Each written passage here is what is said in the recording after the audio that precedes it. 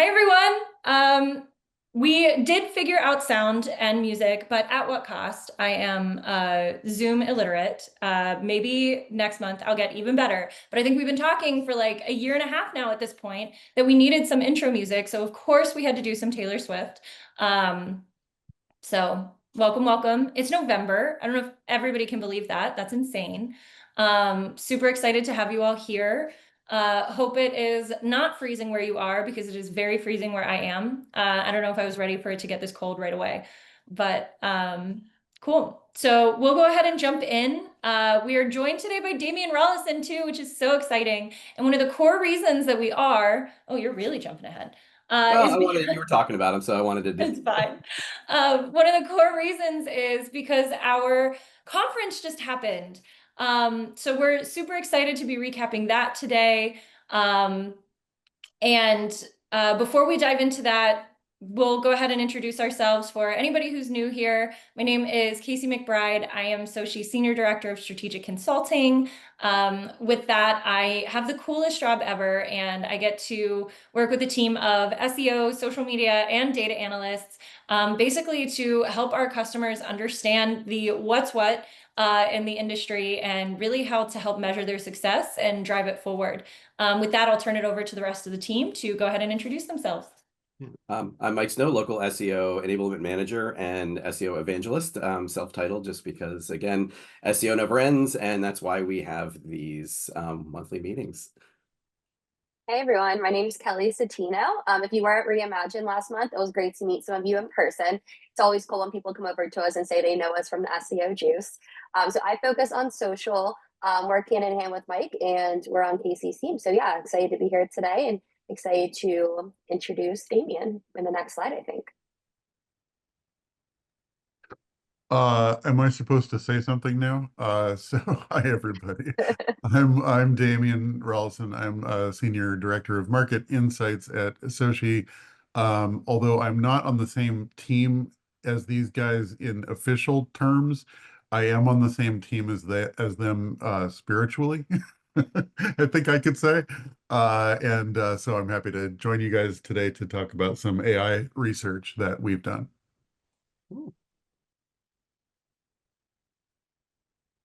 All right, on the agenda today, we have some real quick hits on industry news, kind of the latest of what's going on. We are going to give you some high-level highlights of what happened at our Reimagine conference. And then we're going to hit on actually Damian's kind of core presentation from Reimagine. Super interesting presentation on some visibility factors. And then we have to talk about the local search ranking factors report that was finally published from Whitespark. Then we're going to close it out with some real quick checkbox optimizations, and then some things that we've caught in the wild. So we'll go ahead and dig right in. So with industry news, one of the things that we've been talking about for a while, but Google officially ended its API support for Q&A. So this feature, I mean, like I said, we've been talking about how it's getting deappreciated for a while. They are no longer going to be supporting it. Put your energy into reputation management. That content is going to be so much more valuable. And then on November 3rd, they said nope and completely shut off the API. So again, if this was core to your business, if you've placed a ton of value in Q&A, definitely make sure you're partaking in reputation management. If you are not already, make sure you are responding to reviews and you are soliciting reviews in your locations. Another thing that can really come in handy with this is make sure you have really good FAQ on your local landing pages. Not only is that going to help your business listings, but that's also going to help your appearance in AI. AI loves conversational type content. It loves all of that context that you can give it. And so a really rich FAQ section on your local landing pages is going to be crucial here. But yeah, Q&A is gone, which quite frankly, it wasn't that great anyways. Anybody could ask, anybody could answer. That's kind of like a terrible concept. So I will say it is, you'll still see it on a lot of listings, and if you can still affect it natively. It makes sense they deprecated the API early. It's been very buggy all along, so I'm sure they wanted to take resources away from fixing issues since it's going away in a matter of month. 4 months. I don't know. So it makes a lot of sense. It just happened very quickly. We didn't have a lot of forewarning on that one. Some people may have seen Google has expanded the What's Happening feature for multi-location brands. So back about 6 months ago or so, I want to say, Google started testing out this What's Happening feature on restaurant and food and beverage profiles, essentially. It was only showing up in direct search results on mobile, so you weren't seeing it in a lot of places, but when you did go and look up a business, you were seeing either this little today bar here, or you were seeing this other section right next to menus.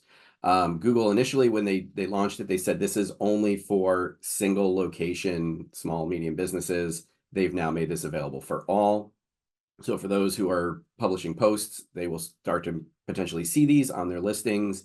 And Google has told us they have an intention long-term to roll this out wider. It will eventually go beyond food and beverage. That's their plan. We will let you know if and when we hear rumblings of when that's happening. But I do know that Google tested this out on a business, on a brand that didn't know that it was tested out on, to see if this is happening. So if you are, and you should be posting offers and things like, and events anyway, to try and, because that's a great conversion factor for customers. But it may also lead to Google saying, hey, this business in this industry, this brand in this industry is doing this now. Maybe we'll test it out on them. So you should be doing it anyway, but there is an added benefit of doing it early. Also, you'll be ready for when it launches. Up next, Kelly. Yeah, so this is really cool. On TikTok, you can now see the different traffic sources of what led people to your TikTok.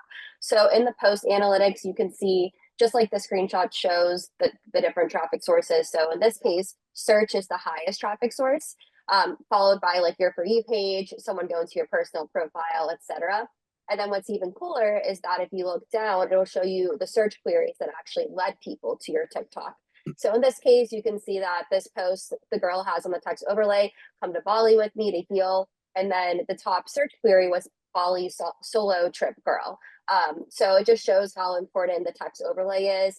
It's also, TikTok sharing transparency with us, so we can see what people are searching for whenever they're ending up on your post. So right now, this is just on TikTok. We're really hoping this expands into Instagram, because I think it'll be really helpful to understand, those traffic sources and the search queries. So just another reason why social and search teams should be working closer together now more than ever, to make sure they have an eye on these search queries, and then they can optimize their post and their content strategy.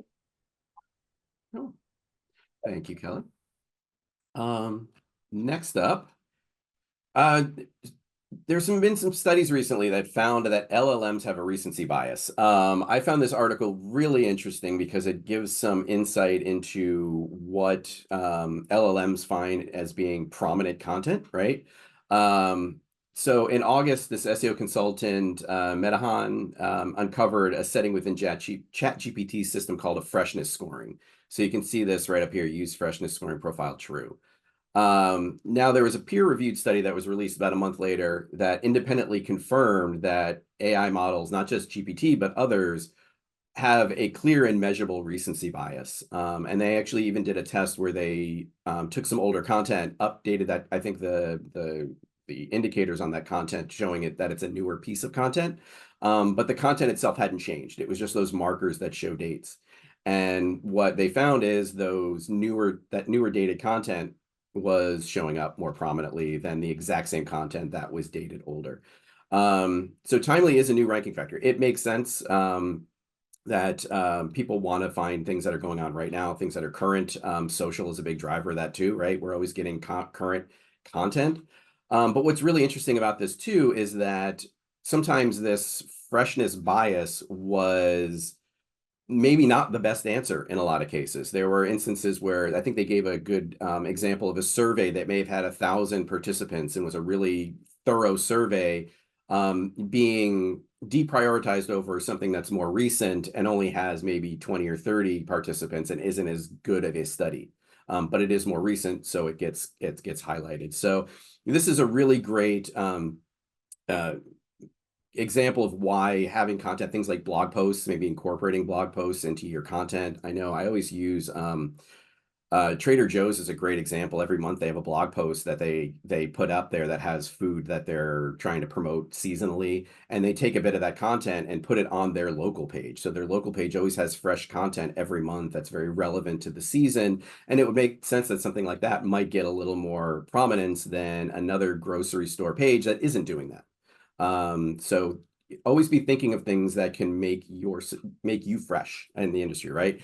Keeping your about copy updated quarterly, seasonally, whatever that might be, but not letting it sit and not letting it be stagnant. Up next, I feel like we've talked about this way too much, but this is important.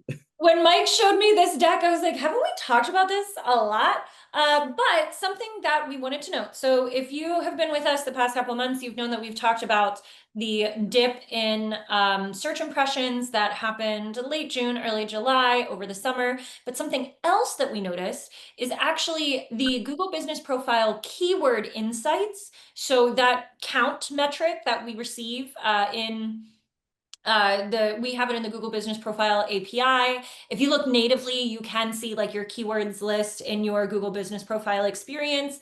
But we noticed around the same time frame, there was also a dip in that keyword count. So just something to keep in mind if that is something that you guys are actively monitoring. It is something it's okay. I did a thing. We're having so many technical problems today. I am so sorry, guys. You would think this is our first SEO juice. Just the first one with sound. No. So just something to keep in mind if you are analyzing your Google Business Profile queries, which we definitely recommend everybody do, that is going to be undercounted for that time frame. And unfortunately, Google still isn't backfilling any of this. And so it is a real shame because it's hard to measure these unbranded successes if we're not able to see those keywords. So moving on. And like I said, we just had our Reimagine conference. Would love to hear in the chat how many of you were there. Just raise your hand. We had so much fun. I thought the content this year was awesome. We had some really great presenters. We had some great events. Yeah, so we just wanted to do kind of like a quick hit of our, kind of favorite sessions and key takeaways that we had before we lead into Damien's. So first off, the main presenter, our keynote, was Gary Vee. And I am going to be honest, guys, I didn't know what to expect with Gary. I know there are either people who are like, how don't you know who this man is? He's everywhere. I see his videos everywhere. Or you're like me. And I was like, I'm not really sure. I feel like I've heard of him before. I might have seen something on TikTok. But I tell you what, he was incredible. And whatever Kool-Aid he had, I was sipping it because he just like jumped in. This was the only slide he had in his entire presentation. And he just spit knowledge bombs on us the whole time. One of the key things that I think really stuck with me and a lot of people, and I'm going to turn it over to the rest of the panel here in a second, but just this concept of kind of that like middle funnel marketing and how important organic is when you're evaluating kind of like your overall spend and your overall strategy. This man talked up, down, left, right about the importance of social. I think the whole time Kelly was texting me and was like, I feel so validated, which I thought was really cool. And I really loved one of the big things that he talked about. What really stuck with me was how oftentimes marketers will put money behind paid budgets because they're like, oh, I need more traffic on this, therefore I have to put more money behind it. Instead of validating against an organic channel, he basically said, you should put your money behind the things that do well organically because they are good content inherently because of that. So therefore you want to invest more money in them. Don't just throw money at things because they're not performing. If they're not performing, it's not good content. And I think everybody's brains kind of blew up in that moment. Yeah, any other kind of like big things that stuck with you guys from his presentation? Yeah, I mean, I definitely look forward to doing a full write-up on this. So be on the lookout for that group. And then maybe next month we can talk about it more. But yeah, I think the idea of interest marketing was really insightful for everybody. And like you said, that's exactly someone just said in the chat to just the host and panelists, the interest marketing. He wasn't even necessarily saying social media marketing. He was saying it's interest marketing, and middle funnel is key. And that if you're automatically posting something and boosting it off the bat, you're not really understanding how it resonates with your audience. You're just paying for reach, and then how impactful is that reach whenever they're not actually converting. So it was super insightful. I think everyone who's ever worked in social felt super energized and validated from it. So a great way to start the conference, and we're excited to publish a full recap of it. And I also like what he said about, content for clicks and content that's actually going to convert is so much different. Like was it like a balloon example, like a balloon popping in someone's face or something, or whatever it was, might get a lot of clicks, but what is that actually doing for your business? So I like that idea of like, just clicks don't mean anything if it's not turning into business, right? Like what are your success metrics? Yeah, but like Kelly said, and I meant to mention this at the beginning, so I apologize. We have planned to do full write-ups, recaps, summaries of all of these really great presentations. So be on the lookout for that. We'll work with our marketing team to make sure that we can kind of shoot some of this content over to you all kind of in the interim. And yeah, so this one I think really stuck with a lot of folks. For me, obviously, a lot of my interest was on some of our second day conversations. We had both Google and OpenAI on the stage back to back, which was interesting and probably even more stressful for Damien, who talked right after them both about them. And we'll get to that in a minute. Not a lot from OpenAI. It was more of a fireside chat with Monica, our CMO, talking about, the promise there. Lisa Landsman from Google also talked right beforehand. When it comes to the AI piece, I don't think we learned a lot of new things. They weren't obviously telling us everything that was under the engine. But one thing they did really focus on, and Casey mentioned this earlier, is FAQs, the idea that these engines are being used a lot for comparison. So being the industry expert, proactively creating an FAQ for your industry, how you fit in that. And they even said, benchmarking yourself against your competitors, why you versus them, because there are a lot of people that go, okay, why should I use this business over this business, right?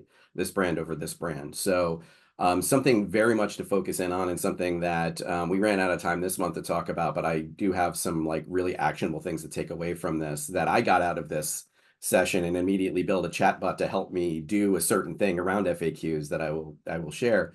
But that really is, I think, the biggest takeaway. Just talking about the AI piece, I'm curious what Damien, Casey, what you got from that, but that was one of the biggest takeaways.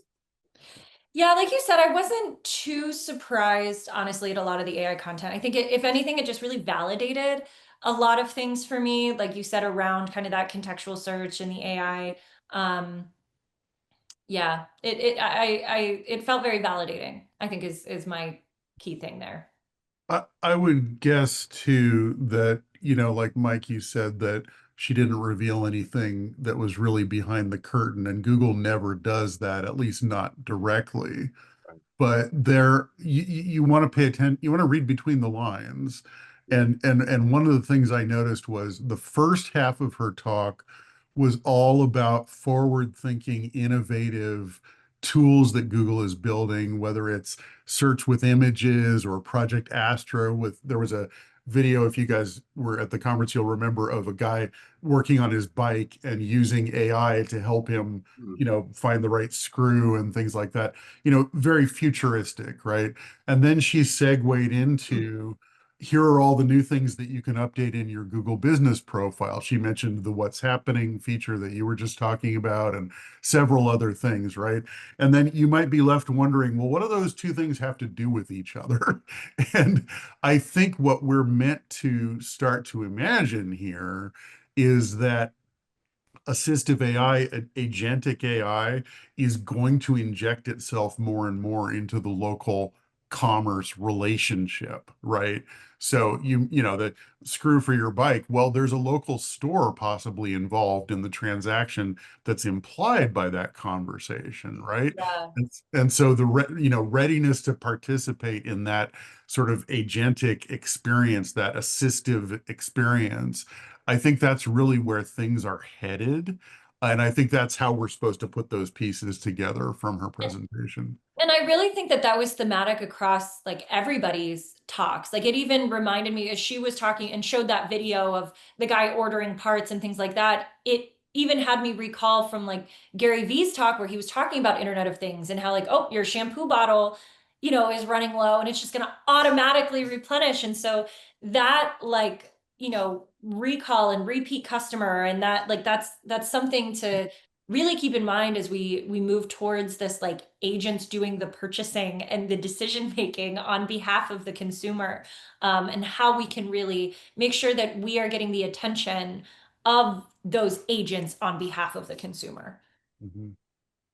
And that's I think you're absolutely right. And I think that's also why kind of at the end and kind of the transition between those two talks, she did bring this slide into the picture, right? Like what are those things you can do for those AI search experiences, right? Being the primary source of information, ensuring we can access your content. All this talk about structured data being dead, Google says, no, no, no, we need that structured data. Like we need to understand and be able to access your content.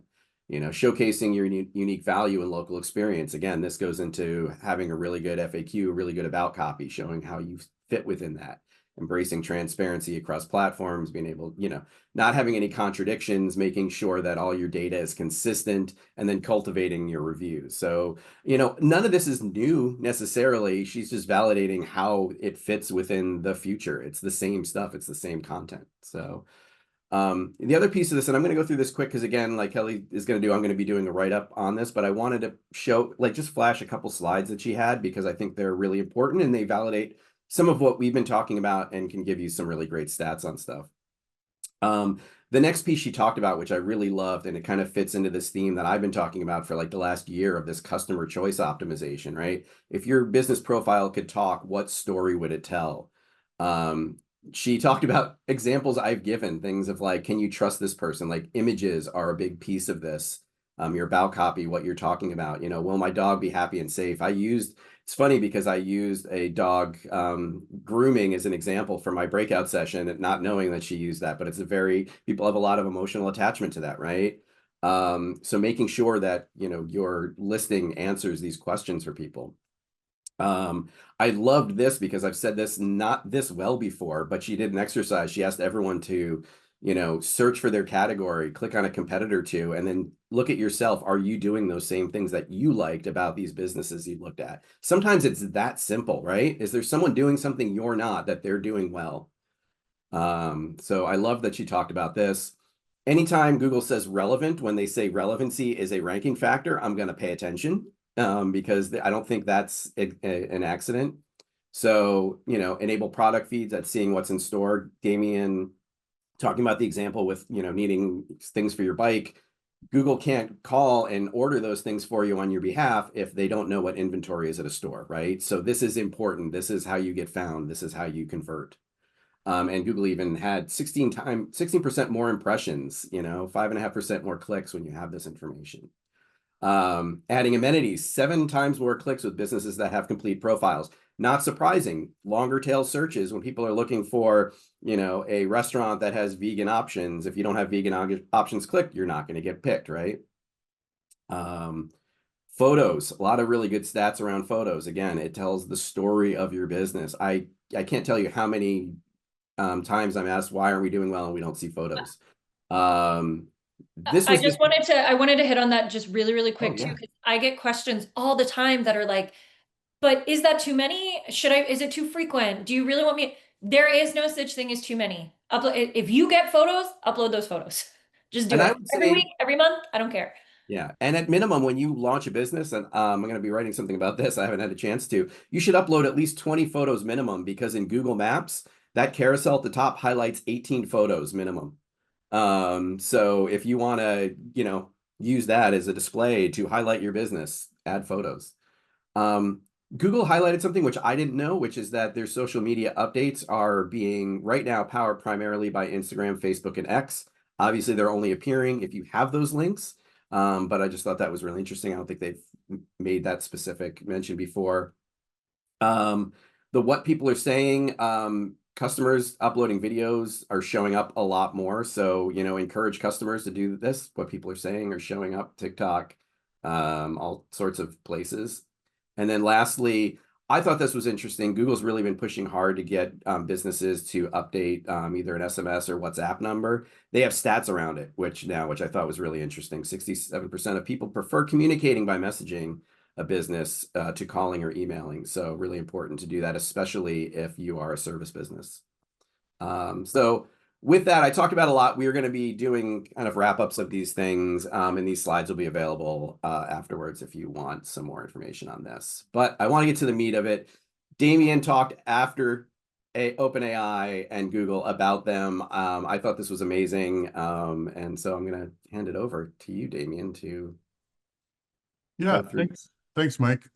So what we're going to segue into here is kind of a quick recap of the session. I spoke for about half an hour at Reimagine, and we're going to try to do about half that length for this one. But I skipped over. I'm skipping over some of the intro material. Basically, if you want to go to the next slide, um, the argument I made at the beginning of the talk, I can summarize pretty quickly. It's to say that we need to start paying attention to how brands are appearing in AI platforms because consumers are starting to use, well, they're starting to do two things. Starting to use native AI platforms like ChatGPT and Perplexity to search for local businesses. And they're also seeing AI results more and more in traditional search platforms, including having options like Google's AI mode to switch over to a ChatGPT style experience directly from search. So they're basically, the summary of that is they're encountering AI driven results or recommendations in lots of places. And because local has always been one of, let's say, the top three types of searches that users conduct, it's kind of inevitable that it would be growing for that AI usage would be growing for local. And this chart comes from our Consumer Behavior Index, which we published this year's edition of in May. And at that time, we asked which of these platforms have you used in the last 30 days to look up information about a local business. And we found, search engines certainly dominated the results. Other more traditional sources like map and navigation apps, review sites, and social networks got significant votes. And really, for the first time, if it was 6 months earlier, this number probably would have been zero. For the first time in May, we found that nearly 9% had said that they'd used a tool like ChatGPT to look up a local business recently. But cut to just about a month ago, I was at the Brighton SEO conference in San Diego, and I saw a presentation, another consumer survey that was a little newer, saying that 56% had done this. So that's the amount of growth we've seen just in a few months for this behavior. So we felt we needed to study it. It's actually going to be a focus of the local visibility index that we're releasing soon, our big annual report, but we're showcasing these AI results first. So next slide, please.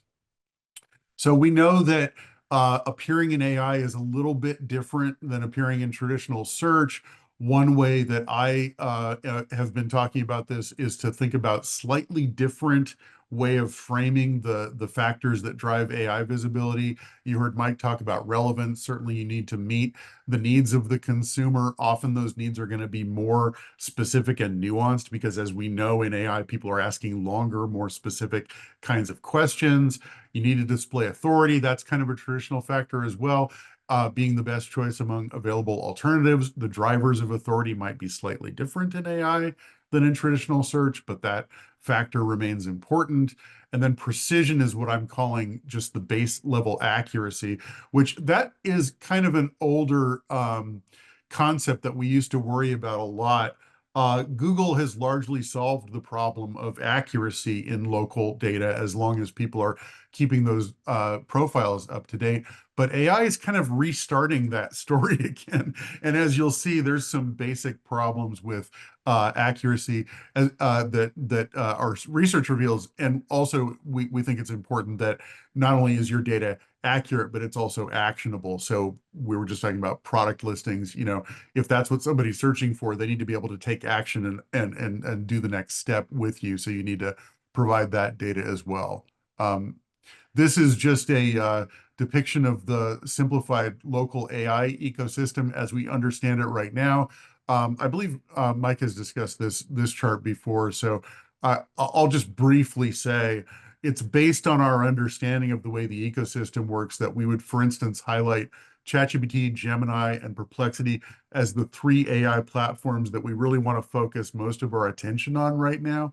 And Gemini is really not only a consumer app on its own, gemini.google.com, but it's also the LLM that powers Google's AI mode and AI overview. So if we understand Gemini, we'll understand a lot of things about how Google is deploying AI in different places. And the base layer data is going to be, these traditional search platforms and local platforms that have, known relationships and some inferred relationships to the AI platforms. So what we studied, we have this corpus of data, the LVI data set, which has about 2,800 multi-location brands across 5 industries, 42 subcategories. So a subcategory would be, like sporting goods within retail, that kind of thing. So 42 of those categories. We asked 3.2 million questions of AI platforms. Again, our focus was ChatGPT, Gemini, and Perplexity. And we gathered the results and processed them into basically 3 fundamental benchmark metrics: AI visibility, AI profile optimization, and AI sentiment. So for visibility, we were asking, can you recommend businesses of type X in region Y? So sporting goods was my example a second ago. So can you recommend the best sporting goods stores in Milwaukee? That kind of thing. And we asked the engine to rank the results, not because ranking is so important in AI. We actually think it's less important, but because we wanted to know whether if we ask for 10 businesses, if you're in 1 to 5, then you're likely to be recommended by the AI platform. If you're in 6 to 10, you're at risk of not being recommended. And if you're not in the first 10, you're kind of invisible in AI platforms. So that was our way of assessing those whether the brand fell into any of those 3 categories. Next is AI profile optimization. So we basically just asked the AI, tell us everything you know about these business locations: their name, their address, phone number, website, and hours of operation. And then sentiment, we just asked for a star rating. We also asked how many reviews was that based on, but the star rating is what we were really interested in. And so we did that. We gathered all of the results, and this is actually a chart that ChatGPT helped me create, which shows correlation. So with the LVI score, that's a score from 0 to 100 that measures strength in search, reputation management, and social media for, kind of traditional practices. We took those scores that we already had for those businesses and we plotted them against the scoring for those AI factors that I was just walking you through. And what we found was that there's a 0.72 correlation. That's out of 0 to 1, 1 being the strongest.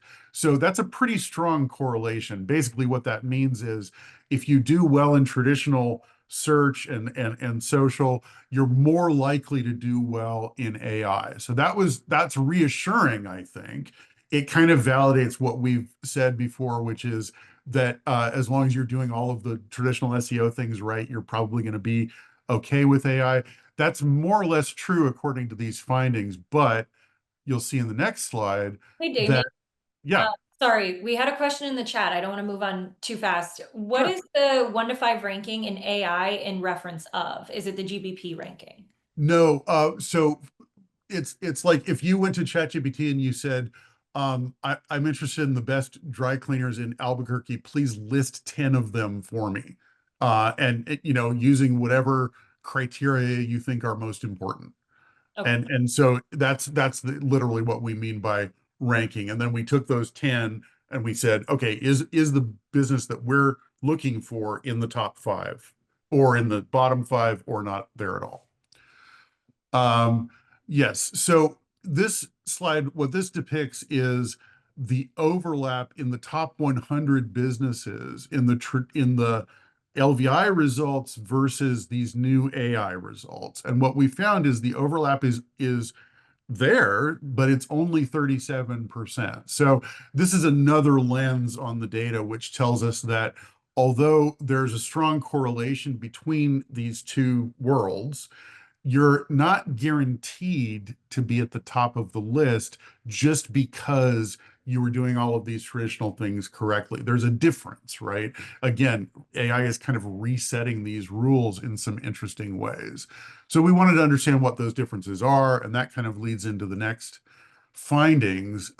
So fewer businesses are recommended by AI. So when we looked for our target locations, the brands in our study within the list of recommended businesses, and then compared that to our LVI results. So the LVI says that 23.6% of brand locations appear in the Google 3-pack for their top keyword. In those first 5 results for Perplexity, we found that our target brands actually appeared a little bit more often, 25.8% of the time. That would be encouraging, but the other 2 platforms had a much lower occurrence of the brands in our target list. So 14.7% for Gemini and only 12.3% for ChatGPT. Partly what we were seeing was a bias towards small businesses. So when you ask AI to recommend a local business, it kind of it doesn't think, but it creates a list that seems a little biased toward SMBs. So that's part of the reason, but also it's just more selective, right? So our target brands were appearing less often than in Google 3-pack results, suggesting that it's more competitive than traditional search. To your point, I have seen when I've done searches, sometimes the answers will even split out local versus brand. It'll be like, here's some brand, here's, some recommendations. If you're looking for more local businesses, here's some local. I've seen that happening a lot as well. Yeah, and if you think about AI is trying to replicate, what human consensus represents, right? And if you ask a person on the street to recommend a restaurant, they're probably not going to say Chili's, right? They're going to say some local favorite, right? And that we seem to be seeing that kind of reflected in the data. So reviews matter more than ever. They are, if you need a source of information to tell you what is the consensus of recommendations across local consumers, reviews are the obvious place to look. And this is a kind of a theme that keeps, recurring in this research, which is that AI is not reinventing the wheel. They're going to the most likely source of information, just like, AI taps Wikipedia and Reddit for sort of general information queries. For local, they're looking at reviews. But again, they're more selective. So our data says that the average rating of a business on Yelp is 3.1 stars. Average rating on Google is 4.2 stars. But the average rating of a recommended business on ChatGPT is 4.4 stars. So again, highly selective. You might think if you're at 4.2 or 3, you're doing pretty well. But according to ChatGPT, the bar is even higher than that, making it pretty difficult to make your way into that recommended list. And then to speak to that sort of fundamental fragmentation of data that I alluded to earlier, so we already know what the correct name, address, phone, etc. for these businesses is. So when we ask the LLM to report what is its name, what is its address, we can compare that to our base data and derive a kind of a percent accuracy score. And what you can see here is that both ChatGPT and Perplexity, they have data fragmentation problem. So for ChatGPT, the accuracy rate, the just benchmark average accuracy rate is only 65.5%. Perplexity is just a little bit better, 69.8. And only Gemini, which is really anchored in Google Maps data, had an acceptable accuracy rate of 99.2%. So the other two are really problematic, and we think it's because of underlying sources not agreeing with each other. Maybe ChatGPT is looking at some, third-party directory. You may have seen these crop up in results that is, way out of date. Or maybe just the core directories are not perfectly in agreement. Maybe your Yelp listings you haven't looked at in a while, and that turns out to be something that Perplexity is looking at. They have a strong Yelp relationship. So that really seems to us to be a fundamental problem with AI results. And the last part of the research is to say, well, okay, we know AI tools are using lots of different sources, but what sources are they? And our finding is that a few sources are actually more trusted than others. So this is a series of charts. I won't spend a lot of time on each one, but basically it's the top sources by industry. If we just pause for a second on food and beverage, what we're seeing here is the same sources showing up at the top of the list over and over and over again. Google Maps, your brand website, TripAdvisor is more relevant for food and beverage, but Yelp shows up, Facebook shows up over and over again. And those, in this case, the top 5 sites, they equate to 88% of all LLM citations. So although if you're a food and beverage brand, you may want to spend some small amount of time making sure that your data is up to date on Uber Eats and restaurant.com and OpenTable. I mean, OpenTable powers reservations, so that's another reason to spend some time with that. But it isn't going to give you the most bang for your buck. Really, most of your attention should be spent on making sure that those core platforms are up to date and accurate. If you're in property, the list is a little bit different. This is the most unusual of all the industry lists in terms of having vertical sites way up toward the top, like apartments.com. But again, you're seeing Google, Facebook, and Yelp very high in the rankings. So proportionally speaking, those really do end up being the most important. Here's retail again with some of the same sites showing up in the top of the list and lots of miscellaneous sites down toward the bottom. And then if you add all of that up all across all industries into one kind of simple chart, what you see is that Google Maps is powering nearly 33% of all LLM citations. Brand websites, really strong signal, 23%. It's the second most commonly cited source. So, and it's the source that you guys have the most control over, right? So a really important source for LLMs. Yelp and Facebook are both kind of important in a, not so much as Google and your website, but certainly powering quite a lot of citations. And again, in Perplexity, Yelp shows up more often. In other places, maybe a little less, but it's still an important signal. And that makes up about 74% of everything. I think if you click one more time, it'll add that up. Whoop, there you go. And then all the niche sites are 26%. So yeah, these were my top takeaways. Fix your underlying data, on the core platforms, augment with consistent listings on niche directories as available, ask for reviews, respond to reviews, get better reviews, monitor AI results, and create content that answers likely questions of your ideal customer, and benchmark your performance, set improvement goals. So those are my top takeaways. And then just to call out that the local visibility report containing this analysis plus more is coming out in January. If you'd like to scan that QR code, you can join the waiting list to receive that report when it comes out. Thank you, Damien. There was a lot of great discussion in the chat. Well, we're mostly talking about our old burned CDs and printing out MapQuest, but some good conversations occurring with your presentation. So thank you so much. Super informative. Thanks. So again, we'll have this will be all posted afterwards when the recording is ready. So you'll be able to go back and look at these slides and look at this recording some more. We have just over 10 minutes left. We wanted to cover really quick. The 2026 local search ranking factors report was published this week by Whitespark, or last week, sorry. And we wanted to just kind of give you a quick overview of how this more SMB focused survey applies to your multi-location brands. And kind of starting off, Damien, if you would mind me tapping you again to give kind of a quick overview of this. I know you have a bigger history with this and are really good at summarizing this. So Yeah, just sort of what is local search ranking factors, if you don't know. It's been around for quite a long time. So the first report was actually published in 2008. And originally, this was a report invented by a guy named David Mim, who you may know. He's kind of a legend in local search.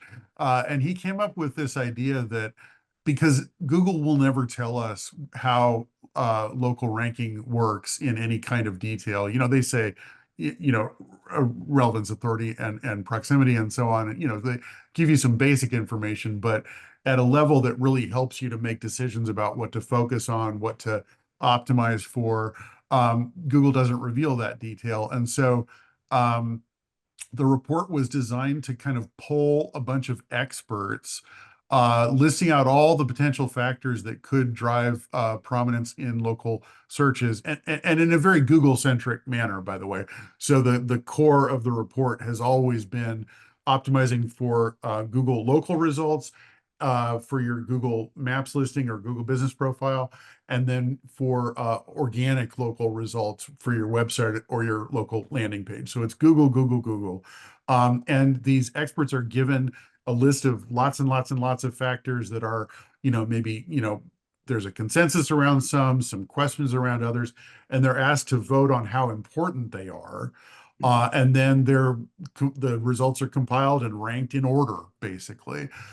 In 2017, David handed over the reins of the report to Darren Shaw at Whitespark, and he's been releasing sort of annual reports ever since. I think the last one was in 2023, so it's been a while since we've had a new report. And the big question, of course, for this report, the methodology is still the same as what I said. It's been the same all along, but it has evolved. Like, one of Darren's big innovations was to introduce the concept of conversion factors. So his point being, it's all well and good if you appear on page one in Google results, but if your listing looks terrible with photos that don't convey trust, like Mike was just talking about, and other problems, data inaccuracy, et cetera, then you're never going to convert. Right. So conversion factors, that's one not new, but that was introduced a few years ago as a new set of factors. And then everybody was kind of waiting to see how the new report would address the elephant in the room, AI. And so that is, as I'm sure you'll tell us, a feature of this new report that just came out. And thank you, Damien, for that overview. Couple of things that we don't want to go through it in detail. I would recommend going to Whitespark, and they have a whole write-up on this, and they go into more detail. But what we wanted to do here is provide some context for, our listeners, for you on the call. You are more multi-location, you're big brands. This was voted on by like 20 some expert. Like, there wasn't a huge bunch of experts, but most of them are SMB. They're small, medium to medium-sized businesses. So they're not looking at a large brand with hundreds or thousands of locations. So what they're looking at is very different than what we look at, right? So some things to keep in mind. This is a survey. Findings are not the result of deep data analysis, though individual opinions may be, right? Hey, Mike, I Yeah. think just putting a Mhm. pause in here, I think we got a little too ambitious with the SEO Yeah. juice this month. Yes. We have like, what, 7 minutes, 8 minutes That's left. true. And I think we're going to get a lot of questions on this. And I think there's a lot of really good conversation that we want to have on this very topic. Let us connect with our marketing team. I think maybe we could do like a part 2 or something solely focused on this. Maybe if not, maybe we cover it in our next SEO juice, but we'll definitely make sure to communicate something out. I just feel like we're not going to have enough time to get to No, the you're probably right. We today. had our own internal SEO juice we have every week, and Damien, Casey, and I spent a half hour talking about this. So to your Yeah. point, I think this is something we want to cover again in some way. We will still have these slides in this deck. So if you want to look over some of the things you need to know what we're talking about, I think there are some omissions and some things that we really want to cover. And not to disparage this, but we want to put it in the lens of multi-location brands and what this means for you and what you need to focus on. So to your point, Casey, I think you are correct. We'll figure out the best way to communicate this. I want to give it the credit and attention that it deserves. And I Mhm. feel like our audience is going to be very interested and probably ask some really awesome questions too. So want to have time to do that. I sounds like a very good plan. I was a little worried about that myself. Yeah. Um, so I will just wrap things up really quick. New category. We've got healthcare, nursing practice. We're really hoping there's some new categories coming. We've been working with some of our customers and with Google to get some coming soon. We'll have some updates on that hopefully shortly. Some things that are long needed when it comes to that. But lastly, I wasn't going to put anything on the Con Wild. I hadn't really caught anything new and interesting, but the other day I saw something that I thought I'd love to share. If you are in the restaurant industry, food and beverage industry, if you've searched on Google Maps at all lately within the app, so this is specifically within app, I've noticed that Google is starting to add these curated lists essentially for restaurants. So I did a search for restaurants in Long Beach. In the 4th position, so it was after the 3rd organic result. Obviously, there's the sponsored ads, there's the 3 organic results. I was getting this lists in Long Beach and things like local gems, trending, top lists. Local gems and top lists tend to come from lists. Trending, I'm wondering if that's coming from the clicks or social. I didn't really have a chance to look into where those are coming from, but obviously Google are getting this information and creating these lists from different sources.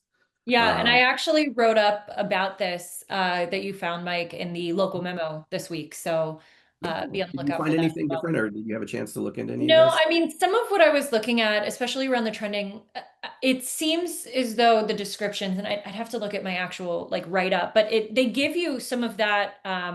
So like trending was for the prior week. Mhm. Local gems, I think, is like some of the top engaged with locations for the past like year or so.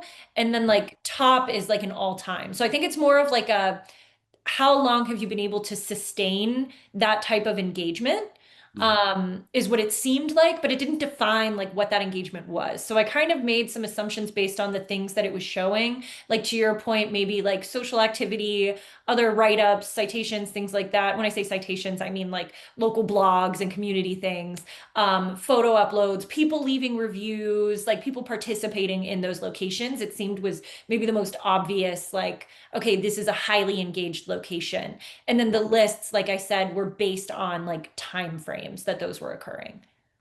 That makes sense. And these are great things to look at. I mean, for those not in the food and beverage industry, you may go, well, it doesn't matter. It doesn't apply to me. But I look at this as if Google is trying to figure these things out with restaurants, why wouldn't under the hood they be doing something similar for other industries, right? Trying to, make sure that they're paying attention to the top trending employment agencies or, or the top trending car washes, whatever those are. They may not be surfacing them like this, but you would assume that Google is paying attention to those things in a similar way.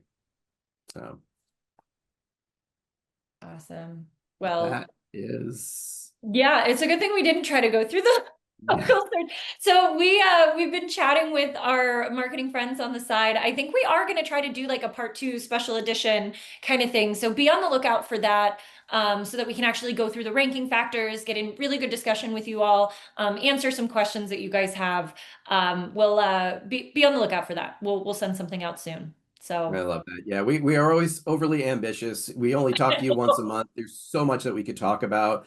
And that, I don't know if we're allowed to kind of hint at this, but there may be a community coming in the new year for all of you that want to keep up to date on what's going on, where we'll be able to stay in communication with you a lot more often and provide updates regularly and timely. I think we can definitely hint at that. I know Stephanie brought it up at the Reimagine conference. Yeah, so we're really looking forward to our local community. We will be active in the community, answering questions, having conversations with you all, posting updates. So stay tuned for that. We are so excited for that to launch. Yeah, already building content, and it's something where, we can give more tips. If there's news that we can't cover in this because we run out of time, we'll be able to cover it in another way. And so, yeah, looking forward to the new year and that. Yes. Casey, Damian, Kelly, any final words before we log off? No, you'll hear from us, like I said, very soon. We'll follow up. We got way too much to talk about, and we all have the gift of gab. So thank you all so much.